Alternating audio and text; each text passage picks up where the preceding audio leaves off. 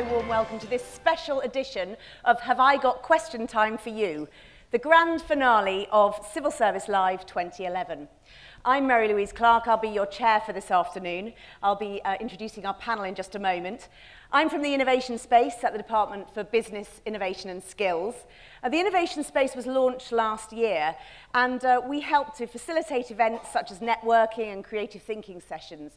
We are open to other public sector organisations, so if you would like more information, you've either been given a card about them, but I think they may be on your seats, so please do take those away with you.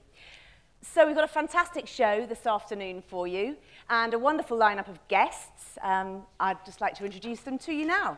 Obviously, Gus O'Donnell, the current Cabinet Secretary, Head of the Civil Service, Permanent Secretary at the Cabinet Office.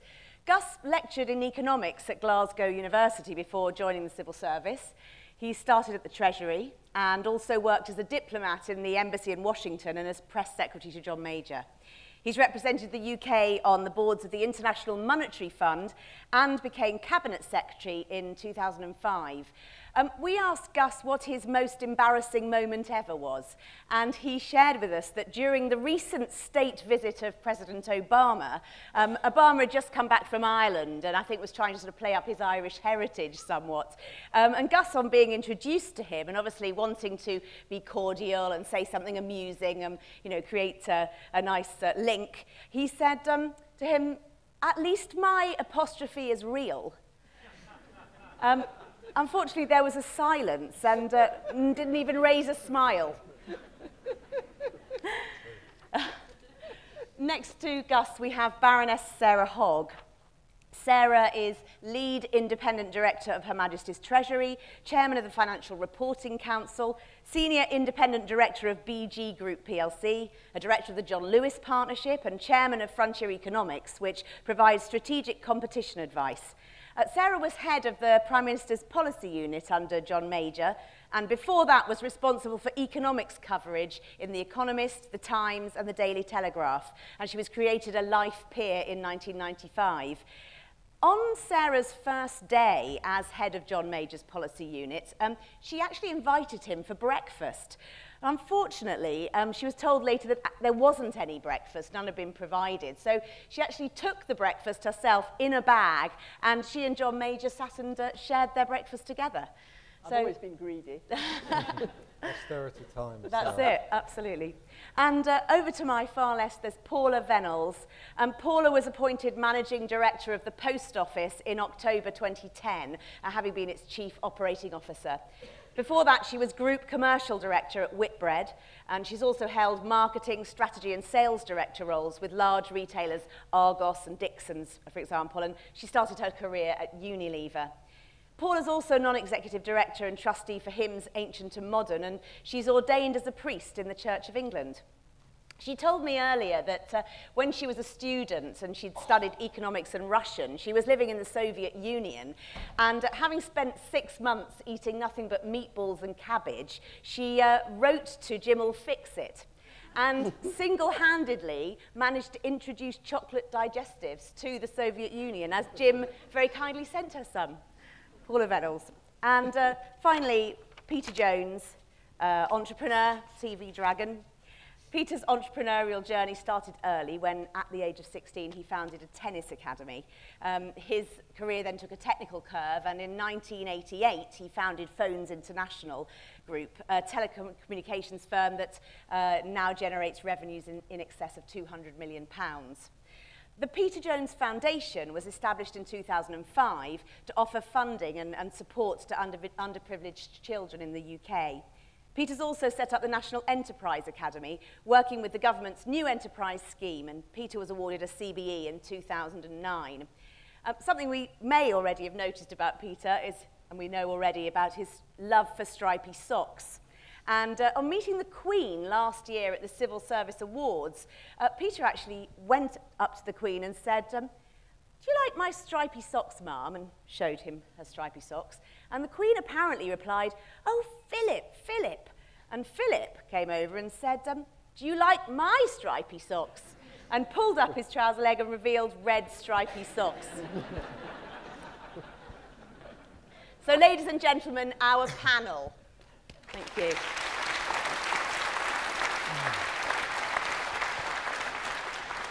Just very briefly, we'd also like to welcome in our audience today the departmental non-executive directors and also two shortlisted entrepreneurs who we'll be hearing from in a moment from the Cabinet Office Innovation Launchpad. This is, by the way, a new Cabinet Office site for SMEs where they can tell government about the goods or services that they offer that could help save money. So please do go and have a look at that. And of course, a warm welcome to all our audience members.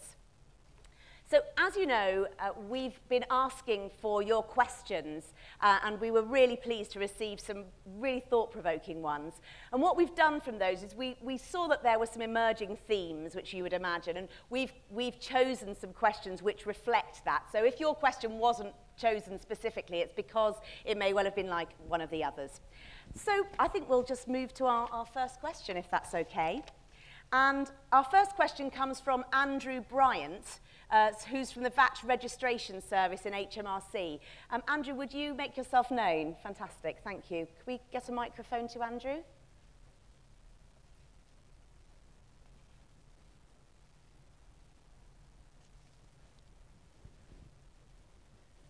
Good afternoon, panel.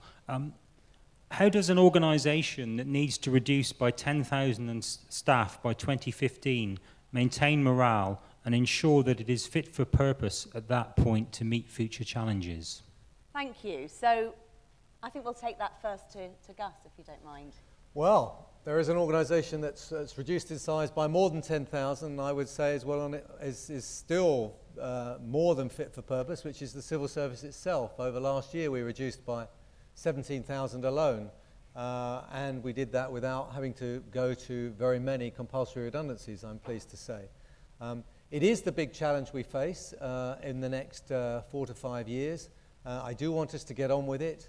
If we do this sensibly and with respect for all of our staff, those that remain and those that leave, unfortunately, I think we can end up with a stronger, more skilled civil service that actually has not only demonstrated that we're good at the traditional things of giving policy advice and delivering policies, you know, all the things that Revenue and Customs have done, and you've been incredibly successful in reducing the tax gap, which has meant that those the revenues are coming in, so the job cuts are less than they would otherwise be, but that we show we can manage change well. And a part of what we've been doing throughout this conference has been talking about ways of innovating, transforming what we do, and really getting those services ahead of time. But it will be up to everybody in this room to play their part. If everybody does their bit, we will come through with a reputation as a civil service that can manage change well and work really effectively. And then I think we've got a great future. Thank you very much. Yes, Paula, would you like to add? The Post Office has, and indeed continues to go through some quite big changes like that. And we have probably shared more than that number of staff over the last few years, including, as many of you will know, closing post offices. And I think one of the key lessons that we have learned from this, well, two actually. One is that change is continuous, is that it doesn't stop, and you mustn't think that just shedding 10,000 jobs is, once you've done that few, we've done it. Actually, the whole point is about evolving and continuing to change. But perhaps the second and most important lesson is how you do it. And this was really, really important to us when we had to shed several jobs last year. It's important that the people leaving your business leave feeling very positive about that business. And so it's the nature in the way you do it about being totally honest, having integrity, communicating, because as they leave, they want to know that the colleagues they've left behind are going to be okay, that your business is still going to be successful, because they then become advocates once they're outside of it. And it's also critically important to the people inside as the way they see you treat their colleagues who are leaving. So for me, that would be the most important thing in whatever change you're doing. And then, as I say, forget that it just doesn't end.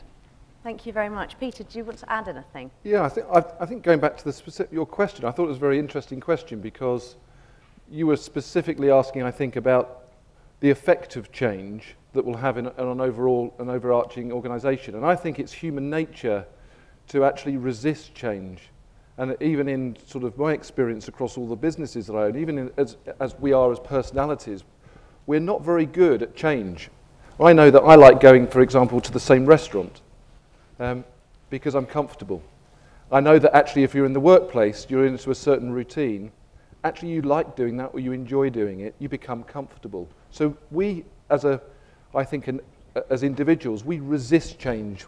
And what I find refreshing, and I know just looking at this, what I have found refreshing is that with all the change that actually has gone on, particularly across the whole of the civil service, and it's incredibly far-reaching, that actually it's been taken extremely well, but more importantly, that there's no degradation in service. And in fact, in some instances, it's very clear that that change has meant that, yes, it's put extra pressure on a workforce, but that workforce then has started to become more efficient as a result.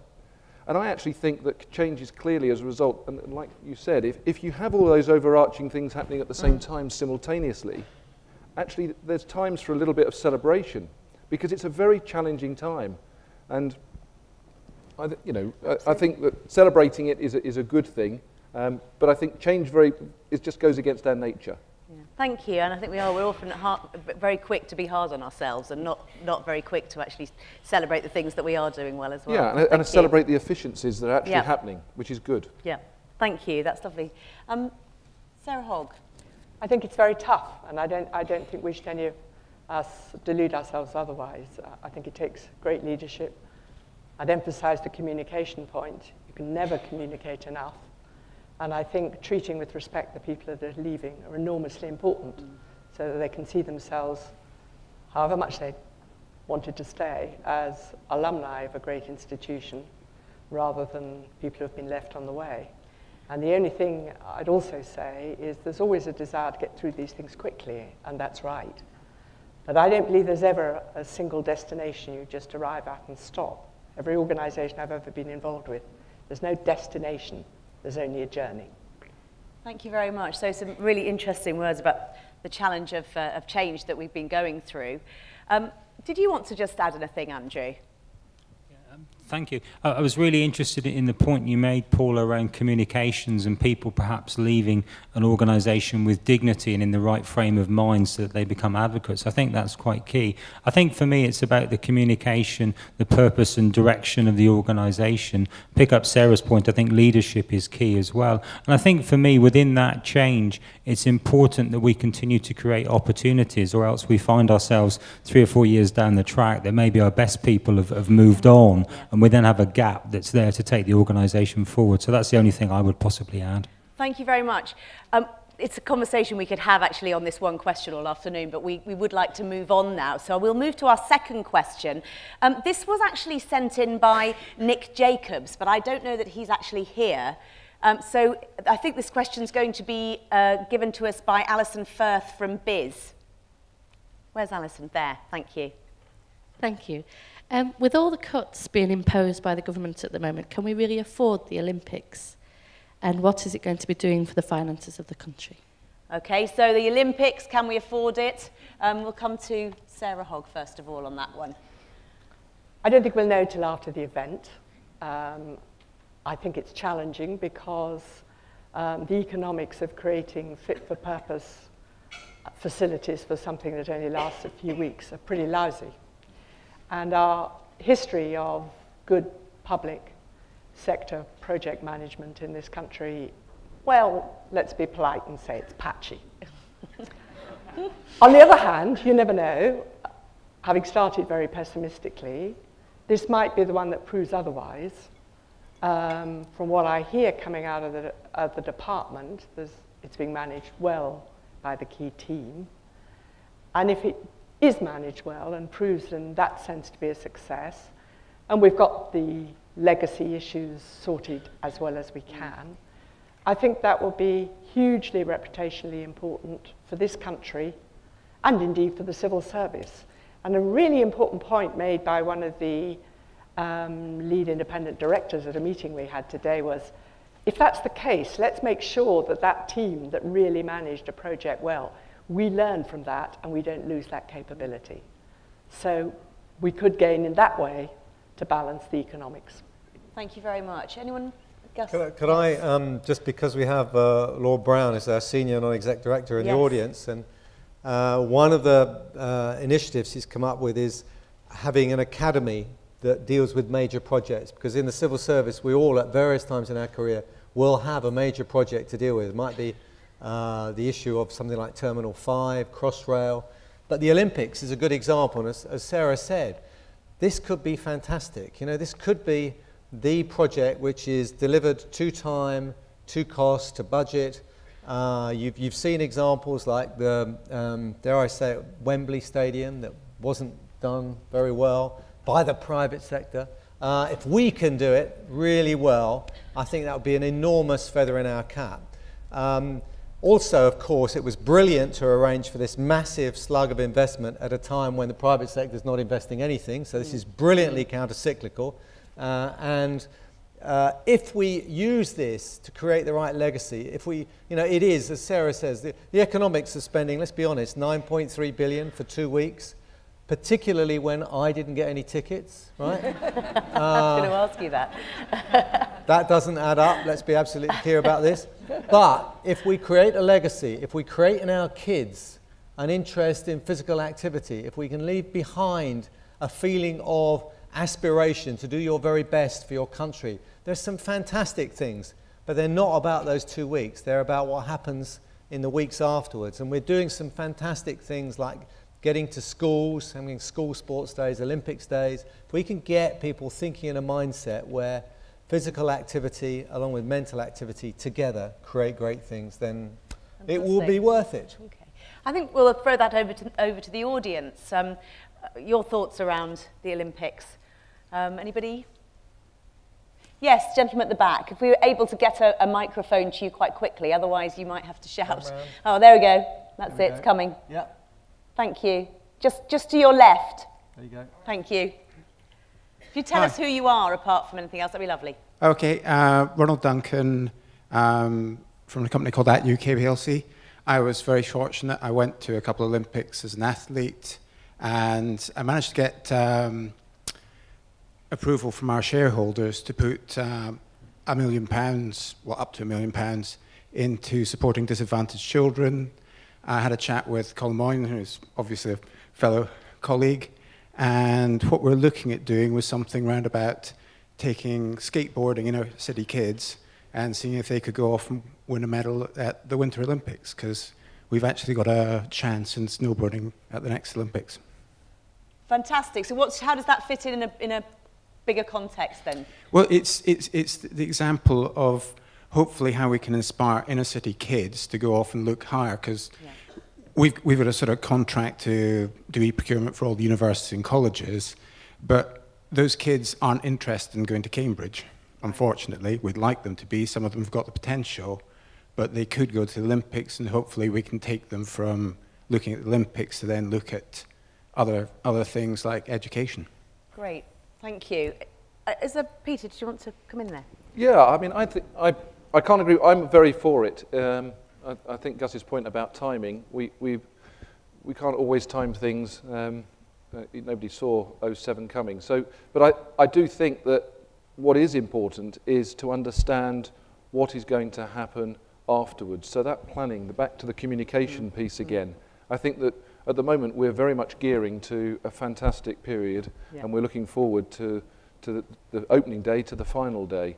But actually, the more widespread we make what actually is going to happen post, I think will be very, very important. And I think the sort of mention that Gus said or intimated that perhaps there is a planning committee with Lord Brown or maybe something afoot there, I think is very exciting, because if that is then communicated and radiated across the whole of the economy and the public are aware of what is going to happen post-event, I think we can start in our own communities to start to look forward to those things. And I think it's good not just to rely on a percentage of a tourism increase that actually will bring us a certain percentage back, because that's how we will potentially justify it if we aren't organised. Yeah. So some interesting challenges around the legacy particularly, and also I think some wider lessons around how we do project management and those kind of things. So thank you very much. And education. Can I be clear about this? We need to train our guys, and the reason that we won't get as many gold medals as we should in the tennis, of course, is that Peter started off a tennis academy and then stopped, you know, so it's all his fault if we don't get the medals. Yeah, the first rule about being an entrepreneur, and I advise everybody, never give up. But I gave up at the first attempt at trying to be a tennis pro. Fantastic. Thank you. Let's move to our next question, which comes from Philip Peterson. who is one of our entrepreneurs from the Innovation Pad. Thank you. Peter is CEO of Adinfa, who provides systems management solutions. He's there. Thank you. We'll need to be quite swift on this one. What tangible, practical steps does the panel think government can and should take to provide the optimum business climate, encompassing culture, investment and skills for SMEs to thrive? Thank you. Paula, coming first to you on that one. Yes, and you might ask why I would have a view on this. The Post Office is very involved in small business in two ways. 50% of all small businesses in the UK come through the Post Office every week, and 97% of the post offices in the UK are run by small business people. And so I think one of the most important things is understanding the infrastructure that small business needs. So it is things like fast broadband, it's the ability to have access online, it's for the very small businesses, the cash access to, in our case, actually post offices. It's the infrastructure that you need that government can help with. In terms of capitalisation of small businesses, that's clearly something more for the banks. And then I think also the importance of small businesses is what government and big business can learn from them. So within the Post Office, two of the most recent innovations we put in place have come from those small business people who run post offices. One was with the growth of eBay and online. You can imagine the size of our packets business has just grown exponentially. And you get customers coming in towards the end of the afternoon, packets to process for eBay. And so what the small business postmasters have done is they take them from their regular customers, they then count them and they bill them afterwards. Completely illegal from a post office trading point of view. But actually what we've now done is taken that idea and put it in place properly, and we're now looking at prepaid accounts, so again back to the infrastructure process, for them to do that. The second one is actually the way we're changing the post office, just listening to small business. So sadly, we closed a number several years ago. We're not closing anymore because we've now found a model working with them that actually works for the post office, which is putting post office services on the front counters of some of these very, very small businesses. What we've done by doing that is double the hours the post offices are open in most cases, and actually made it much better for the customers and saved them cost. So in my view, it's not a case of what can government do for small business, it's actually how do we work together. And from the post office point of view, we've got a very real live example of that. Fantastic. Peter? Yeah, I feel quite strongly about it, because actually that's an interesting question so far as it always comes up. And am I allowed to say it kind of pisses me off? A bit late now. And I'll tell you why it does, is because I always feel that businesses or small businesses that always continually look to government to make specific change or do something for them to succeed in business actually shouldn't be in business. And I think that we solely rely, if we are solely relying upon government to put this whole piece and lay it on a plate, then all that we're going to have is people that actually shouldn't be in business will end up failing and costing the exchequer and the economy a far larger sum of money than we're currently servicing at the moment. I feel quite strongly about it, that actually one thing that is about entrepreneurs or entrepreneurial skills is it starts at a learning mechanism. We should, within our educational system, it should be compulsory to actually have some enterprise learning. We've had business studies. Well, now's the time to start actually getting down to the real enterprising nature. And we've got this starting now, but I think that there lies the foundation. It's about changing the way that we educate our young people to be more enterprising and preventing people and small businesses for continually using government as an excuse for not succeeding. I suppose it's when small business feel that government are kind of in the way, that what they're doing is actually making life much harder. At the end of the day, I think government are there they've put an infrastructure in place. We have a tax system, we either like it or we don't. We have an infrastructure. We're almost given an empty house, and it's how we want to decorate that house. If we want to keep going back to government and saying, actually, I can't afford the curtains this week, can you provide them? Well, that for me isn't the way to go about it. I think we have to be a lot more challenging as SMEs if we want to be successful, and we should stop relying on government. We should just get out there and do it. Okay, I'm interested to get your view, Philip. Well, I completely agree with what you've just said. I think one of the best things is for government to get out of the way. It's just providing the right infrastructure, both physical but also financial, to encourage those people who do want to invest.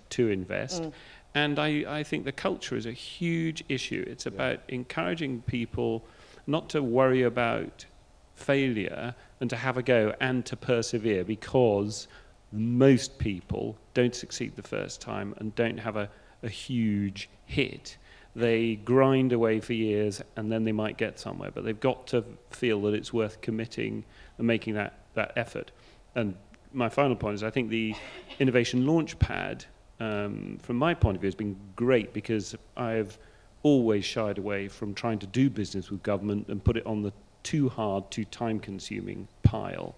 But actually, that's been a great process, and yeah, I think we could save the government a lot of money and do some good commercial business. Fantastic. But it's provided a platform. Great. Yeah. Can I just come in, because a session that Peter and I did earlier at Civil Service Live, you may have noticed there are a lot of school kids here, 12 to 14-year-olds, are interns coming in to work in the civil service, to give them a taste of what it's like. And we talked to them about careers and how you get on, and they all wanted Peter's autograph, and one of them wanted my autograph. But we got across that message of it's okay to fail. They asked, have we ever failed? And Peter's got a very, very long list. And, Oi! I introduced him as my older brother. He's just getting me back. Look, and I made my own failures, one or two, you know, small. I don't believe it. Didn't do as well at A-levels as I should have done. You know, all those sorts of things. But giving them the aspiration to think, try, you know, it's within your own control. And I think that's the thing, not looking to a third party to do it, but raising their aspirations, getting them to think, actually, I can make this happen. So we're back to education again, aren't we? And how you grow up believing that you can actually do those things and think those things for yourself. I think Sarah, you wanted to... I think there are two things government can do, again, rather under the heading of getting out of the way. And this is going to turn to a bit of a Peter Lovin session, because I think the first thing they can do is watch Peter's programme, because I think it would teach them one really important lesson, which that good business ideas come from all over the place and in all sorts of different sectors. So the idea that you're going to sit down in Whitehall and decide that you're going to support businesses in this little narrow sector of industry and not that one is, I think, a huge mistake. And the second thing they learn from that program is that what you want to be focused on is not just small businesses, but businesses with the potential to grow. Because if you're thinking strategically as a government, that's what you're interested in, the growth and the jobs that growth will create. And the other getting out of the way thing government could do, and we try to make this word good in our small way at the Financial Reporting Council, is that make sure that all that regulatory structure that you have to have for very big companies in terms of reporting, corporate governance, auditing, accounting standards, doesn't bear too heavily on small and growing businesses. And we're involved at the moment in trying to lighten up enormously accounting and auditing requirements so that there can be just a simple cash flow statement for certain types of startup businesses. Because that's a real barrier to entry that needs to be taken out of the way. Thank you. We need to move on straight away to our next question, which comes from Dr. Seamus Hashir, who's another of the Innovation Launchpad entrepreneurs. He is the inventor of Duo Fertility, a new medical product to assist infertile couples with the same effectiveness as IVF, but at 1/10 of the cost. Seamus, are you here? Ah, over there. Thank you. Interesting to follow on from that, as another small business that purposefully from day one in the business plan said we won't deal with the government, we'll go straight to the public. And now we're starting to engage with the government through the Innovation Launchpad program, and it has been far less painful than I might have imagined. So first off, well done on that. My question is this: present government purchasing systems appear to be designed to test the patience and financial resources of small companies to the limit. What are your thoughts on this? Gus first on this one. So I want to ask him how he dreamt up the name Duo Fertility and what it means. I mean, there's usually two things. There's usually two things involved in making a baby, and I'll leave it at that. Excellent. And now to the real stuff. I was going to say, follow that. Yeah. No, not going there. You're right, it's really important in procurement that we do two things. And one of the things that Francis Maude is trying to do is make sure that we get those gains from things like we're all buying electricity, we're all buying stationery. And as government, we've got enormous power if we come together and we can get, for those big standard products, economies of scale. And so we deliver the product, but at a smaller cost to the taxpayer. Then there's other things where we need a service provided for us. Maybe it's we need some people to help us get ex-offenders into jobs. Big companies, in my experience, just don't do that sort of thing. It's a niche market. We need people to come at it from innovative ways. And so we need to make the procurement process open not just to small and medium-sized enterprises, but to voluntary sector groups, to people that rely on using ex-offenders, for example. So the procurement process, you're absolutely right, the procurement process has its problems and its bureaucracy associated with it. We have all been working on how to make this better. I have personally been out to Unipart U out in Oxford, where they specialise in applying lean techniques, which they've used for manufacturing processes, to every other technique, services techniques, and we're applying it and have applied it to our procurement process so that we can make it simpler, more SMEs friendly. And if there is a problem with it still, there's a man called Ian Watmore that works for me whose job it is to make sure that problem goes away. So if you've got a problem, talk to Ian, and we will try our very best to make it work, because we do need to make sure that we get small and medium-sized enterprises giving their innovative ideas about how to solve our problems. Not how to sell us a paperclip, but how to solve our problems of how do you manage information. It's giving them the task, as it were, not the specific thing that you want to sell, want to buy from them. Thank you. We're really running out of time, so I want to move immediately to our final question. And that comes from Amina Shafi, who is from the Royal Courts of Justice. Oh, Amina, fantastic. There. Okay. Somebody take her, which is in the middle. Do you want to raise your... That's it, thank you. What useful lessons can the civil service learn from business with regards to working ethos? I think we've got to come to Peter first on that one. Oh, I find that quite difficult. And I don't know how many people in this room work within the public sector. If we give it an example. And then private sector? So about a third. Yeah, two-thirds. Two-thirds public sector. I find it interesting, having spent... this isn't just for me, just a one-event type of thing. And those of you that might have seen me before, I've actually spent quite a lot of time working with Gus's team. In fact, over 4 or 5 years, looking at various things, sitting down with people. We've actually done a civil service Dragon's Den style pitch, which was very, very, very good. And I don't know whether some of you saw it. I think it's like the Lion's Den, we called it.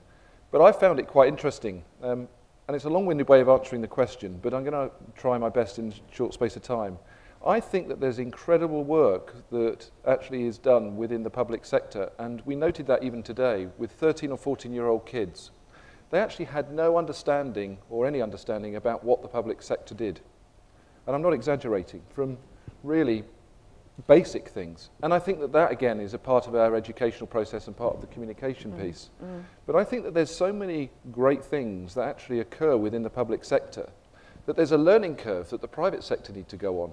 And I think there could be a lot more collaboration between the two, because I don't think it's just about the private sector looking for these tenders, and it's not looking for getting extra work or getting money out of the private sector. There's a huge collaboration here. How that happens, I couldn't answer in 30 seconds. But I really feel that there's something that needs to be done to get that engagement. Certainly collaboration, is a watchword within the innovation space. It's something we're talking about a great deal at the moment. Because I think there's a lot of lessons that actually could be imparted on both sides, and a lot of shared resources and concepts. Thank you. Paula? Yeah, I'd just like to briefly build on that, because I think what we've seen is that we span both the kind of private and the public sector in the post office. And what and my own background is commercial private sector. What can government learn from that background? Probably something more around pace and being very customer focused. But actually, what can the commercial world, and in a sense the private side of the post office learn from the public side, is I think the whole service ethos that government and the public sector have is a huge, huge advantage. A very, very brief personal story. My father died just over a year ago, and there are various things that happen at a particularly sad time. And Mum had to claim some social service benefits. And the DWP sent somebody out to see her, which was just fantastic. Now, what the commercial world would have done in that case is they would have checked whether they really needed to do that. And I think the personal service and the visit was really great, but actually she was pretty fit, and she could have gone down to a local post office or a DWP centre somewhere. So there's something around absolutely have the customer focus and the service ethos that you do, but think a step back in terms of how much it will cost, and is there a more efficient way of doing that? And I think it's the balance of those two, actually, that work very well. Thank you. About Sarah Hogg on that. I've worked in both, and my first experience was of the public sector was that people in the public sector, including the political leaders, I thought tended to have far too high a belief in the quality and capability in the private sector relative to the public sector. There's fantastic capability in the public sector and analytical skill, and therefore I agree it's a two-way street. Now, I'll give my little tough note at the end, which is if I was asked to single out one distinction that the public sector should think about, and it's not the fault of the people in the public sector, it's systemic. It's that the private sector is forced by bottom line shareholders to think a lot about the future and not to waste time on the past. And the public sector, of its nature, is always having in some way to justify the past. And if one could just structurally get away from that and spend more time on the future and less on the past, I think that would help the public sector knock the socks off the private sector. And that's what it's going to need to do over the next few years, so good luck. Thank you. Gus, would you like to just pick up on that? I mean, I hear everything Sarah said. I could go too far in that, but the amount of time that we have to waste going before select committees to actually talk about things that have been and gone. Yes, of course, we should learn from the future, but I'm really looking forward to that day when I get called before a select committee to discuss one of my brilliant successes, one of the successes that you have delivered. Doesn't happen. You can learn a lot from success as well as learn a lot from failure. We don't do it enough. We steal from the private sector. We've stolen Peter's ideas about Dragon's Den. When we did the spending review, the Treasury put out on its website a request to all public servants to give their ideas on how to save money, how to make things better for less. And we got fantastic ideas through. That when we did the Lions Lair, we got great ideas and initiatives. So we can do all of these things. I think Sarah's right. We need to make sure that we use the very high quality of people. When we had a session with our non-exec directors, the message they said is they're all seeing people of very, very high abilities. Whether we use them in the right way and whether we bring on their capabilities for the specific set of issues we've got always is an issue we need to work with. But I think Sarah's right. There is sometimes a tendency by our political masters to think that the private sector somehow is this fantastic model. Actually, when you look at things like IT projects, you know, a lot of IT projects don't deliver to time and to cost. But the numbers are pretty much the same in the public sector as they are in the private sector. There isn't much difference. So there's a lot of work for all of us to do. Great, thank you very much. Sadly, that's all we've got time for. I think it's been a fantastic conversation, and I wish we had longer because I know that there's probably a lot of things that you'd like to add in. But I'd just like to ask the panel just for one sentence, just to sort of take us forward from today before I hand over to Gus, who's going to sort of draw the whole of Civil Service Live to a close in a moment. So just one comment if you wanted, things you've heard or from this afternoon. I think I'd come back to that point about the future. Let's spend time on the future. Great, thank you. Paula? I think it's the point that Gus has just made, coming from the private sector. I have been so impressed with the quality of the people in the public sector. I would have died for people like you in Whitbread.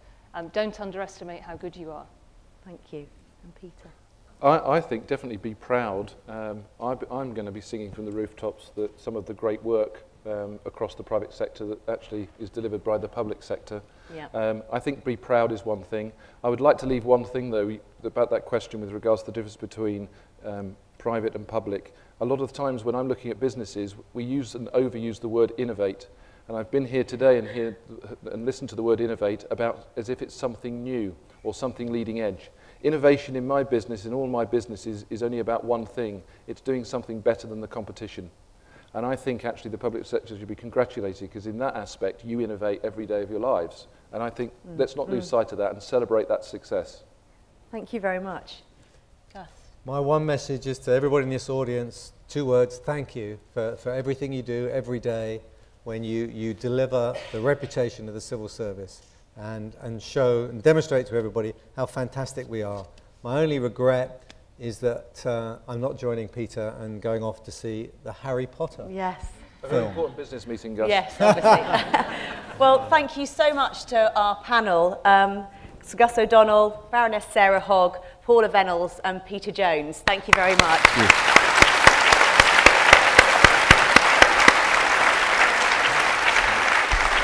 And we're going to leave you now with Gus O'Donnell, who's going to close Civil Service Live and give you his reflections on the way ahead. Thank you very much. Thank you. Thanks very much. Just to say a big thank you to all the panel. It's been a very challenging time for the civil service. I hope you've enjoyed all the different events that have been laid on here and have learned a lot. Thank you to all the people who have taken part as running stands or whatever and given us excellent questions and prompted me to think about different things. Challenging times. There's one challenge I want to launch today. It's for the civil service wide. We're going to do a physical activity challenge. You heard all that stuff about the Olympics. This is joint Department of Health and DCMS. We want you as individuals or as teams to think about getting active. There are all these things to do with the legacy we want from the Olympics. There will be an award in next year's Civil Service Awards that will pick up the person or team who have most demonstrated that physical challenge, that they've really made a difference to their lifestyles and those around them. Obviously, we all need to lead by example, and I will be doing it this Sunday. For the civil, some of you will have seen the whole thing on volunteering. I was talking at that, the Civil Service Benevolent Fund. I will be running on Sunday a 10K in London with Siobhan Benita, who's here. You can sponsor us at Just Giving. This is a fantastic opportunity to take money away from the Cabinet Secretary. Because if any of you donate, every pound you donate to this site, I will personally match it, right? So every pound you do, make sure you tick that gift aid box so George Osborne gets his bit in as well, right? We hit the Treasury, but you'll also be taking money from me and allocating it to the Civil Service Benevolent Fund. So a big thank you to all of you. I hope you've enjoyed it. See you next year.